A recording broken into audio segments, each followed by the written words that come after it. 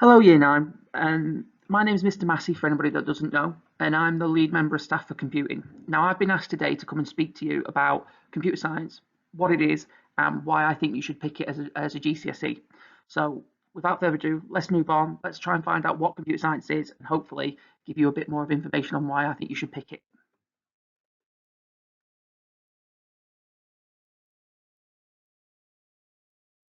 So, when I think of computing, and I know when I ask other people what they think when they think of computing, they instantly think programming. And it is, to be right, programming plays a key part within computer science. Okay, you will learn how to program, but there's a lot more and a lot more skills that you develop away from programming. Okay, it develops your creativity and problem solving skills. It develops your logical thinking and being able to think structurally and how programs might be built or how technology can be developed. We look at the internet and how that has impacted our lives and what we could do in the future. We look at hacking and why that's become such a prevalent thing in the industry and why people are so worried and concerned with it, but also how we can develop defensive techniques against those. Okay. If any of that sounds like something that you could do or you were interested in, then computing might be the option for you.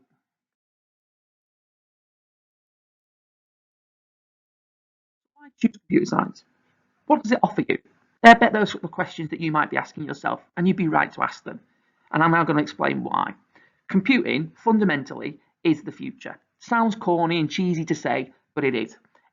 All industries in the world currently have been and are currently being impacted by computing, and they're looking to develop further and further with the use of computing.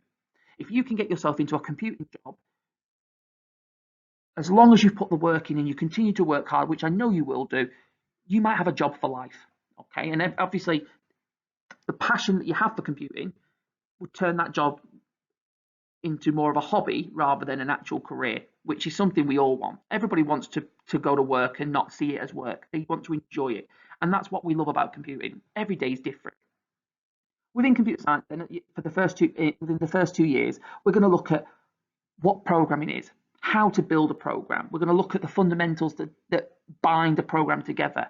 But we're also going to give you the option to look at software and how software works, because there are so many jobs nowadays for software engineers, but we just don't have the number of people within that field. So there's opportunities for you to go out and grab.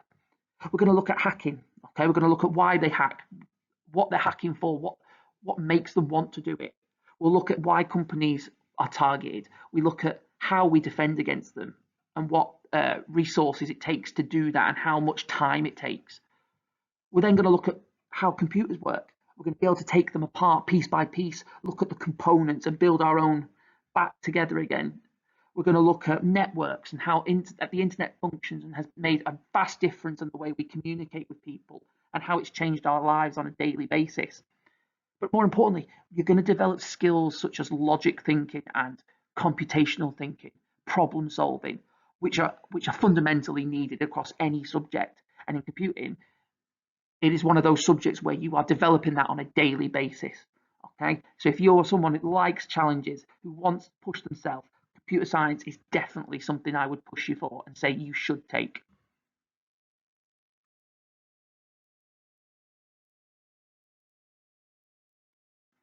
Okay, so a bit more about the course itself. Okay, so the course is run by OCR. Okay, it's a 2 year course of which there are two papers and they're both weighted at 50%. Okay, so you get 50% for paper one, and that's an hour and a half theory exam. You can't use a calculator and you must answer every question. Okay, there are multiple choice questions, there's short answers, and there's also an extended response question, which is usually about 8 to 9 marks, which gets you to show your real true understanding of a particular topic. You then have paper two, which is again an hour and a half. It's worth 50% of the course, but this is where it's slightly different. Okay, paper two looks more at the practical side of computing and is more about programming and your understanding of a program. So there's two sections. You have section A and section B. You must answer both sides. Okay, the questions in section B, though, are more about assessing your ability to write and refine what we call algorithms. and you must use a certain type of language to answer those questions. And all of that will be taught to you in lesson. Okay, we spend quite a few months practicing and prepping for the paper because we know that paper 2 is a significant portion of your exam.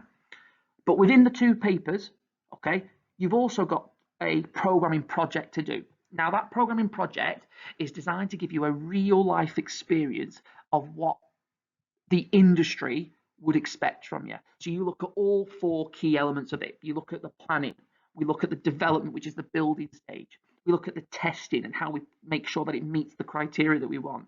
We also then look at the evaluation and we check and evaluate the program. Does it match the client's requirements? We look at all these different things, but while we're doing that, we're developing our problem solving skills. You're given a task and a challenge and you have to build the program for it. Okay, it's a really interesting and really fun thing to be doing. And I would recommend anybody to do computer science just for the programming project alone, let alone the content. So as I say, there's 2 papers, nice and simple. They're both weighted at 50% each, but the programming project also plays a fundamental part linking into both paper 1 and paper 2, which is why we focus on the programming project as well as paper 2 at the same time, because they link hand in hand.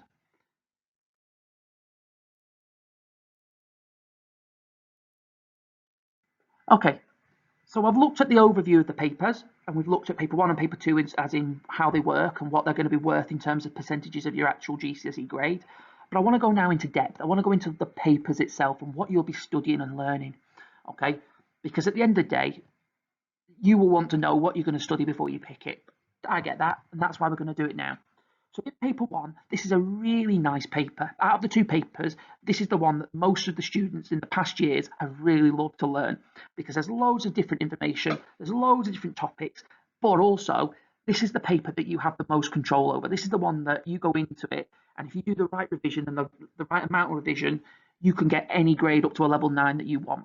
Okay, so in paper 1, we cover things like systems architecture. So this is how a computer is fundamentally built, how it's structured, what the components are, what their jobs are. We then look at memory and storage and how memory is vital to any computer. But we look at the 2 types of memory. So we look at primary and secondary and why they're different, but why they're also so both unique and needed for the computer to function. We then look at 1.3, which is computer networks.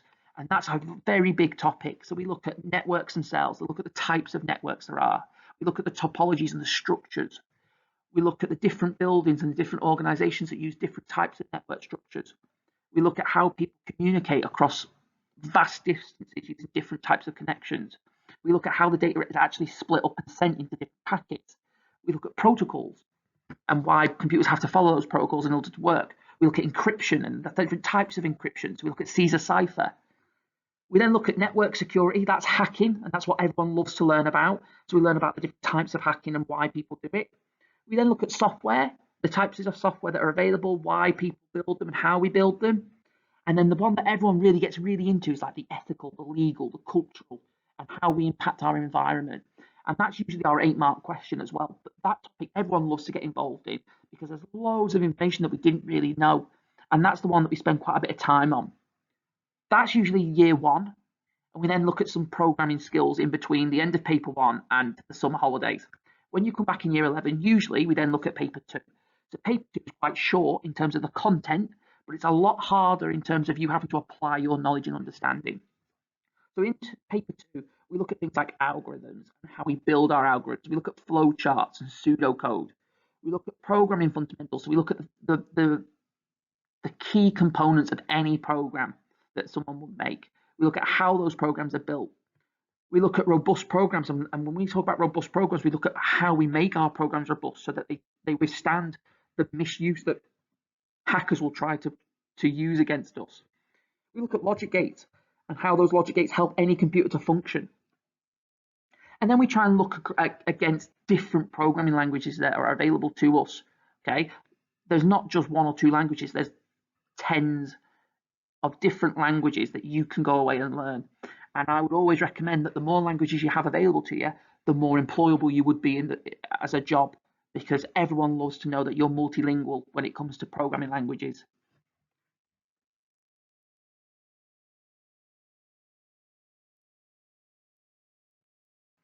So these are the next few pages are kind of looking at the industry of computing and what you could use and what skills you could develop and what areas of computing you might want to consider. Okay, computing allows you to think about drones and the use of drones. Drones is being used in filmmaking. Okay, they're using it to fly above cityscapes like you can see in the background. Courier services are thinking about using them for deliveries of parcels. So this could be like your DPD delivering your Amazon products or any other product that you buy online. They're being used for search and rescues over hillsides and mountains to find people and locate people. And as I say, to be able to develop an understanding and be able to do this, you need to be able to construct your own program and be able to program it. And there's going to be the need for programmers to do this. Okay, so if this sounds like a part of the future you want to be a part of, computer science is for you.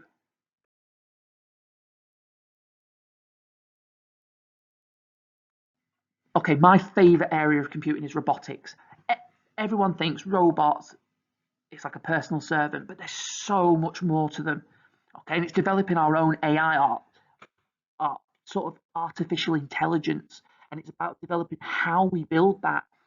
But at the minute, we've got robots in homes used to clean our own house, so that you've got those automated or those automatic vacuum cleaners. You've got robots that build cars from start to finish. You've got robots that are designed to sweep minefields to clear war zones.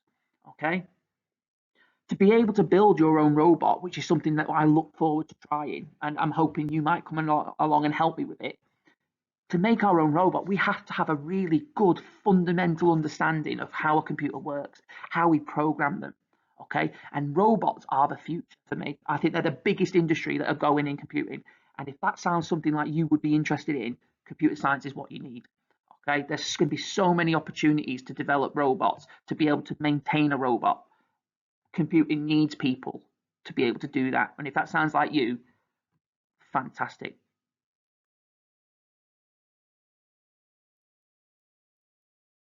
As I said earlier, computing is a massive industry that continues to grow, and the UK is one of the leading industries at the minute. Okay, companies like Google, Microsoft, Apple, Samsung, Facebook, they're all present in the UK and are looking to continue to develop their interests within the UK. So we are in a prime location and also a prime time within our development of computing as an industry within this country, that you have so many possible opportunities that are coming towards us, and you could be the people that grab those opportunities, take them and earn loads of money, but also make a massive difference to our lives. If that sounds like something that could be interesting to you, computer science is for you.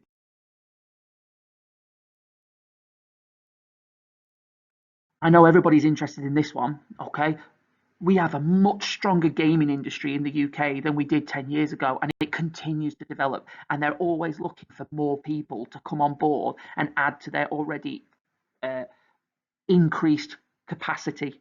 They're wanting more and more programmers and designers. And if that's something that you are interested in, then the UK's gaming industry is something you might want to consider. Okay, Grand Theft Auto is partially designed here in the UK in Edinburgh. Okay, the Candy Crush game on your phones was built in London. The Arkham Asylum series for Batman, that was developed in London. Sonic, the game, is developed and built in Leamington Spa. You've got Burnout Paradise, so the Burnout series, but particularly Paradise. Okay, that game was built in Guildford.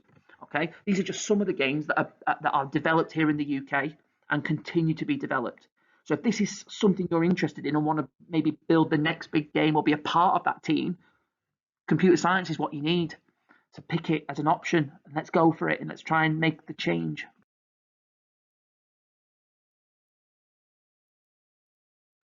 Like I keep saying, computing and IT in particular is growing exponentially over the last 10 years. 2011, there was 483,000 jobs made. In 2017, though, we're up to 712,000 jobs. Okay, and in the UK now, this is closer to millions of jobs being created yearly within the UK around IT and computing. So this is a job market that continues to grow and needs more and more people like yourselves, especially girls.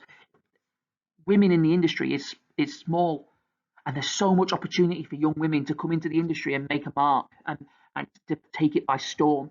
And we just need more and more girls. So if there's girls there as well considering it, all I would say to you is pick it. more and more girls are needed. Companies are looking for girls to to come and apply for jobs because it's a really boy heavy industry. And I want boys to take it. I really do, because we offer so much, but also we need girls' perspectives. So if you are someone who's interested in a job like computing or IT, you need to pick computer science as an option and give yourself the opportunity to improve and develop our future.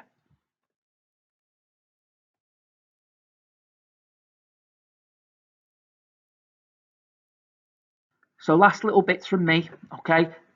There are massive career opportunities in things like systems engineer, game design, data analysis, programming.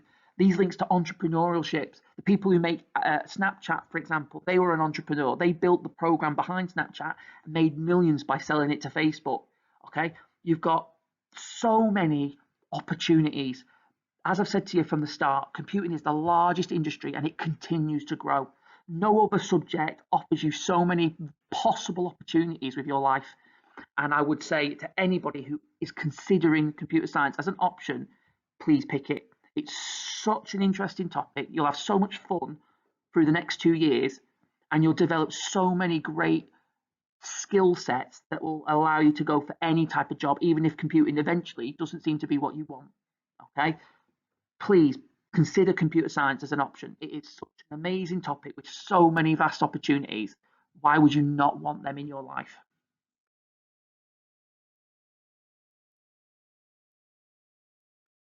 Slightly cheesy, but it is the right thing to say. The world needs you to help develop its future.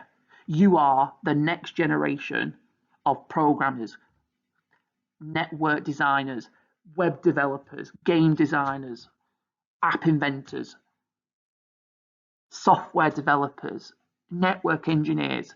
There's so many opportunities and so many jobs that pay such good value for them. You are the future. Do you want to change it? Are you in?